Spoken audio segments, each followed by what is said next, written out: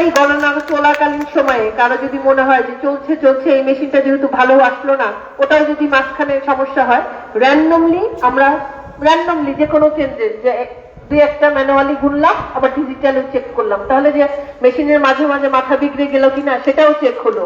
আচ্ছা, এভাবে গণনা করা হবে। এভাবে সকল কেন্দ্রের ভোট ডিজিটালি গণনা শেষে একসাথে যকসু নির্বাচনের ফলাফল ঘোষণা করা হবে। আমরা এর জন্য সকাল থেকে আমরা এখানে আছি। আমরা গণনা শুরু করব আগামীকাল, মানে 20 মিনিট পর, সেটা 7 জানুয়ারি পড়ে যাবে। ধন্যবাদ সবাইকে। না, আমরা আমরা আমরা থ্যাংক ইউ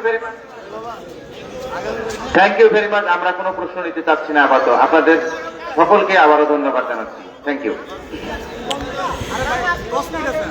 জগন্নাথ বিশ্ববিদ্যালয় কেন্দ্রীয় ছাত্র সংসদের যে নির্বাচন, সেই নির্বাচনের একটি সিদ্ধান্ত কিছুক্ষণ আগে ঘোষণা করলে নির্বাচন আজকে যারা পরিচালনা করছেন, অর্থাৎ কেন্দ্রীয় নিয়ন্ত্রণ কক্ষ থেকে একটি বার্তা এসেছে যেখানে বলা হয়েছে আর মাত্র 20 মিনিট পরেই ভোট গণনা শুরু হবে, যেখানে প্রথমে ম্যানুয়ালি গোনা হবে, অর্থাৎ হাতে গণনার পরবর্তী সময়ে তারা এটিকে ওএমআর শিটেও গণনা করবেন এমনটি তারা জানালেন। এবং তারা কোনো প্রশ্ন নেননি যদিও, কিন্তু তারা আগামী 20 মিনিট পর, অর্থাৎ তারা যেটি বলছেন যে আগামীকাল, অর্থাৎ আর মাত্র 8 মিনিট পর তারা তাদের যে ভোট গণনা সেটি শুরু করবেন। আজকে মোটামুটি বলা যায় যে প্রায় 62% শিক্ষার্থীরা তারা ভোট দিয়েছেন তাদের পছন্দের প্রার্থীকে। এটিকে ঘিরেই মূলত 3:30 নাগাদ তাদের নির্বাচনী প্রচারণার নির্বাচনী যে ভোট গ্রহণ সেটি সম্পন্ন হয়। এর পরবর্তী সময়ে যে কেন্দ্রীয় নিয়ন্ত্রণ কক্ষ রয়েছে, অর্থাৎ যেখানে আসলে ভোটটি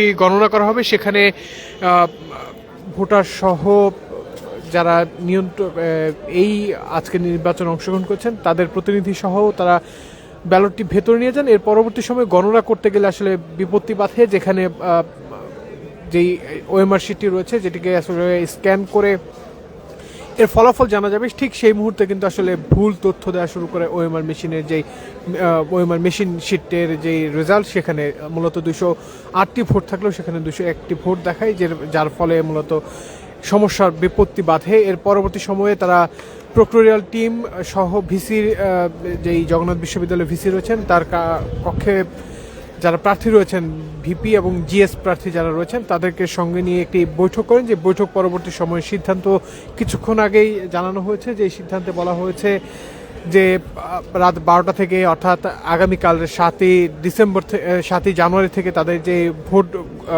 গণনা সেটির কার্যক্রম শুরু করবে, যেটি আসলে প্রথমে ম্যানুয়ালি, এরপর আসলে যেই ওএমআর মেশিনটি রয়েছে তার মাধ্যমে সম্পন্ন করা হবে। মূলত এখন পর্যন্ত আমরা যেটি দেখছি যে শিক্ষার্থীদের মধ্যে সারাদিন ব্যাপী যে আনন্দ এবং উল্লাসের বহিঃপ্রকাশ ছিল সেটি এখন অনেকটা ক্ষীণ হয়ে এসেছে। এখানে শিক্ষার্থীদের তেমন একটি অবস্থান নেই। আমরা যেটি দেখছি যে ক্যাম্পাসে শুধুমাত্র প্রার্থী এবং প্রার্থীর সহযোগীরা যারা রয়েছেন তারাই রয়েছেন, বাকি শিক্ষার্থীদের যে অবস্থান সেটি এখানে কমে গিয়েছে। দর্শক, মূলত আর কিছুক্ষণ পরেই আনুষ্ঠানিকভাবে শুরু হবে জগন্নাথ বিশ্ববিদ্যালয় কেন্দ্রীয় ছাত্র সংসদ নির্বাচনের ভোট গণনা।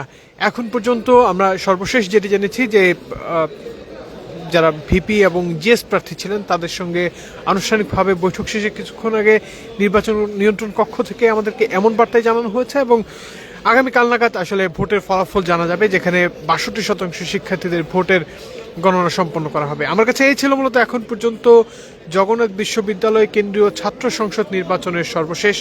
ধন্যবাদ সকলকে।